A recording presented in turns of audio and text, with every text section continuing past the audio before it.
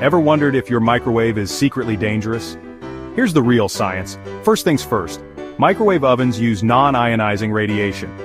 That means the waves are strong enough to heat your food, but not powerful enough to mess with your DNA or cause cancer. The metal walls and mesh in the door keep the microwave safely inside. Unless you're climbing inside or using it as a disco ball with a fork, you're not at risk. And no, microwave food doesn't become radioactive. It's just hot food, cooked fast. So next time you hear a scary rumor, remember, your microwave is perfectly safe when used as intended. Science says, zap away.